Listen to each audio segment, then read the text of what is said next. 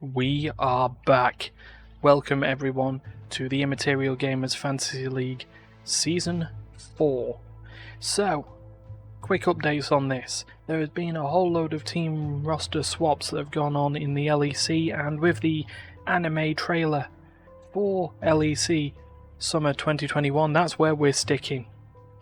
It's the best league, and most of us are based in the United Kingdom, apart from Terry.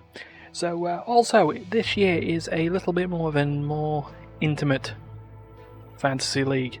There are only 5 people playing this season. There's myself, the obligatory host of the league. There is Stefan, the defending champion. And then also returning are the Canadian Terry, Martin, and Darius. But there is also a couple of little extras, but we'll explain those later. Again, we will go through the rules of this tournament. So, the rules of the Fantasy League are the same as they've always been. All 5 of us will be taking part in predicting all of the games of the regular split of the LEC summer season. Again, that will involve us trying to predict every match and every objective that each team will be trying to get throughout each match they play. Those objectives are first tower, well, destroying the first tower. First dragon, pretty simple enough. Taking on the first herald. Not always a thing that happens, but it's something we predict. Killing the first baron. That's a thing. Getting first blood, you'd expect that pretty early on in the game, and of course, winning. Now each of those objectives, should we get it right, will be worth 1 point. And by the end of the split, the top 4 of us will move on to round 2. Things get a little bit different from there though, as the winner of round 1 will choose one of their opponents in a fight to the death in the second week of playoffs. The other 2 players will take each other on in the first week of playoffs. By that point, the 2 winners of that will then take part in the final and guess the final games. Now, I did mention there were a couple of other components. Terry wanted to experiment, so we have a couple of bots, codenamed Pinky and Perky. And you know what? It'll probably be easier for Terry to explain what it is, so I'll just insert this video from a recent podcast. Alright, so we have 2 non-human competitors this year. Yeah. I'm learning a little bit of coding and stuff like that, so I decided this year, because I was thinking about doing it last year just to do my votes, because I just pretty much go randomly anyways. I decided I was going to make a script in Python to randomly pick one or one of the 2 teams for each of the options. That was too easy to just make a script to pick basically 1 or a 2 and output. So I decided I wanted to make one that would actually take some data of the scores, have an educated guess on who would win. So I decided I'd make both scripts. So this year I have Pinky, which is literally all random. It literally just flips a coin for every single option and picks 1 or 2. And then for Perky, there's a bit of math involved. Basically, every time a team wins in each of the categories, they get 1 point, and that's based off of how many rounds there are, or divided by how many rounds, and we get an average. Whoever has the highest average will guaranteed win. If I did write an if there's a draw, then it goes back to Pinky style and randoms it. You'll just coin flip. Yes, which I think was the simplest way. It wasn't going to do some math to see who's won more recently, because I don't have dates or anything like that in. And the only reason I kind of wanted this to be involved is just to see how much, some pretty basic math would help, and how much pure random literally pure computer random would how well they would both do, and to see who, if they decide they want to be better than any of our players. Right. And with that, now that Terry's explained it all, and he did it succinctly, it's time to move on to predictions, and then round 1 itself. Here are week 1's predictions from the Immaterial Gamers crew, and let's be honest, it's coin flips all the way round, apart from some obvious ones. You know, it's just sort of coin flips. If we take Darius and his clear... Hold on. No. He's looked at Rogue versus XL, and XL winning? Misfits? Yeah. Mad Lions. Well, champion's prerogative and all that. So, yeah, you know what? He's gone there. He's started to then get correct, possibly, towards the bottom. We got Martin and me, who, you know, are looking at previous performances, looking at champions and everything like that. So that seems to work. Then there's Stefan, and his opposite to winning mentality that he's still trying to go for. And Terry, who is ambitious. He's got some predictions in the right places from what it looks like.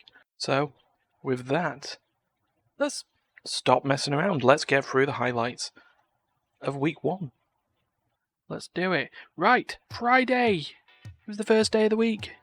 It's game 1. It's G2 versus Mad Lions. And here's how this works. A nice old mid lane smash in the middle gets G2 the first blood. Herald picked up by Mad Lions 9.5 minutes into the game. We were all looking forward to this match, by the way. It was nice to see what would happen with Mad Lions after MSI, and, you know, picking up a dragon at 13.5 minutes, quite late in terms of dragon pickups. And, you know, they also took the bottom tower, which was also great. And then G2 were annoyed. And the way G2 sort themselves out when annoyed is to get Baron, annihilate, and take Nexus, which is what they did. First game to G2. Right. Game 2 of the day, though, is Astralis versus SK. And both of them were big roster swaps that happened, but SK ended up with the first kill with a nice sort of rumble gank. Herald was taken by Astralis. Believe me, it happened. I saw the thing on the logo. Dragon taken by SK, also by Rumble. Because why not? First tower was also taken by SK. There's a lot of SK objectives that have gone on here, and the Baron was also the case. Pretty easy take there. And then they lost it. Astralis came back, won the game. Game 3, Rogue versus XL. Rogue pretty much unchanged from last split. XL also had a lot of roster swaps. Herald was the first objective taken in the game by Rogue. Then First Blood happened through this equalizer on a rumble. Tower promptly taken by Rogue. Afterwards, also Dragon taken by Rogue. There's a lot of Rogue objectives. One may say it was a sweep of objectives, which is what it was. Baron comfortably taken by Rogue in a kill-light game, really. Game went to Rogue. Right, next one. Schalke versus Misfits. As we record this, Schalke have sold their LEC slot, so this is their last split. And Vitality getting the earliest first blood of the LEC split so far prompted them to, you know, lose a lot of stuff. I'm losing my mind, don't worry about it. A lot of Vitality objectives there. I don't know why I was talking about Schalke getting first blood, because they didn't. Vitality did. They got a tower, but Vitality picked up the first Baron. And, well, just so you know, they also won the game. This split already, 4 games down, was going a bit weird. Final game of the day, though, was Fnatic versus Misfits. The logo was different at point of recording, I will change that. First Blood, though, ended up with Misfits, and then a tower death afterwards. Dragon was taken by Fnatic while this top lane fight was going on, nearly 9 minutes into the game. A fight around the Herald led Fnatic to steal it, and they picked it up, don't worry. A tower was also picked up by Fnatic after Herald bonked it, and, well, Baron also went their way. But Misfits got the game.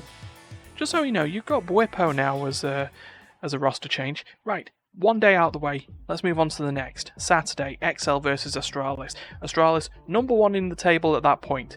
First Blood, though, went to XL, just in this bot lane carnage and chase. Astralis did pick up the first dragon of the game, though, so that was a balance. Herald went XL's way. Eventually. Bop. Then Tower also went XL's way. This was looking good. It really was. And then Baron was taken by Astralis quite cleanly, like nothing happened. And, well, they then won the game afterwards. Astralis 2-0 for the week. Unheard of. Saturday, game 2. SK versus Misfits. And, well, SK got themselves a nice first blood there in the middle of the top lane. Herald was then also taken by SK, while Dragon ended up the way of Misfits. While this unfortunate incident happened, well, Tower was then taken by SK at the top. But Baron ended up the way of Misfits. And, again, the game went their way as well. What was going on? I mean, really, honestly. Saturday's Game 3 was Vitality versus Rogue. You make sure that that's the case. But First Blood went Vitality after a bit of an unfortunate flash incident. Herald, though, went the way of Rogue. While we look at this bottom fight, there we go, it did happen. Dragon went the way of Vitality while plates were being taken from a top lane. Tower, though, ended up Rogues. Simple as. Baron, though, went Vitality's way, and this was nearly unheard of. And then the planets aligned, Rogue got their act together, just about, and won the game. 2-0 for the week for themselves. Game 4 was Schalke versus G2. And with the way things were going, anything could happen. First Dragon went over to G2 before any kills happened. That top lane kill never did, because it happened at the bottom lane instead. Rumble got involved, but it was a Tristana kill. Herald went the way of Schalke. Pretty cleanly, to be fair. Tower also went their way not long after the Herald was actually picked up. Baron went Schalke's way, and note that they're actually being a bit more comfortable than G2 in this game. That's because they lost. Schalke got a point on the map. Card on the table. Final game of the day and match of the week, Mad Lions versus Fnatic. And First Blood went Fnatic's way. Went pretty easy in this absolute cluster down the bottom lane. Dragon went Fnatic's way while poor Adam there was just getting bullied. Herald taken by Mad Lions. Bottom tower also happened. Caught during a replay because chaos in the bottom lane. Baron also taken by Mad. And I think you can see where this was going, because the win also headed there. Akali, by the way, so strong. During these matches, Akali, participation, it was great. Sunday's game 1 then, XL versus Schalke. And this is now the quickest First Blood of the LEC Summer Split so far. And then Herald was then picked up by XL from there. As we move on to next objective, the Dragon. XL were getting objectives and the kills against him weren't really mattering. Tower. Herald, say tower, say bonk. And then, the Baron, taken by XL. Things were going up their way, and let's be honest, a mere 11 minutes later, they're on the board. XL won. Game 2, Misfits versus Vitality. And First Blood went to Misfits after some poor, unfortunate communication in Red Side Jungle. But Dragon ended up Misfits' way as well. And then Herald also went Misfits' way. I keep going, why not? Tower went to Misfits. Then the Baron again happened during this 5v5 mid lane cluster fudge. It just happened. Misfits got the win. And that is a 3-0 week. Also looking to aim for a 3-0 week is Astralis as they take on Mad Lions. First Blood though, well, that went to Mad underneath blue side, bot side, turret, tower, thing. Herald taken by Mad. While Astralis ended up getting themselves this nice little shiny Cloud Drake. Tower though went to Mad Lions. Again during this replay of fighting and stuff. Baron went Mad's way just at 23.5 minutes and the game 4 minutes later. Unfortunate for Astralis, but a 2-0 week is pretty damn good. Game 4, SK versus G2. Let's see what happens here. Well, not much in terms of looking at the top lane, but the Dragon got taken. First Blood though did go SK's way not long after. Well, deaths happened. Herald went SK's way while Viego being played in bloody every lane, to be honest. It was nice. Tower went to G2 in terms of a first, because a lot of towers went. Baron ended up with G2 just shy of 25 minutes. And the game? Well, really not long after, just straight down the lane and take him out. Final game of the week, Rogue versus Fnatic. How'd this go? Could Fnatic get a win? Well, they got a First Blood at least. Sad Croc, Dead Croc. Herald went the way of Rogue. So, he got himself something, just about. And while this replay happens, Dragon taken by Fnatic. Tower went Rogue's way, just about. And then, one of the quickest Barons of the split so far. 20 minutes and 39 seconds. And then, a few minutes later, Fnatic got on the board. So, that's the games. Here are the points. So Darius is topping the group here at 49 points. Stefan down at 37, and everyone else just in those low 40s. We'll see how things go. The bots, things are really interesting on them, but I'm not going to show you the scores for them until week 4. Just note that it is very interesting on how those scripts have worked. And maybe I'll even get Terry in to say something about him, probably along the lines of, "My bots, yeah!" But until that point, like, share, subscribe and all that, and we shall see you next week with week 2's results. Fare thee well.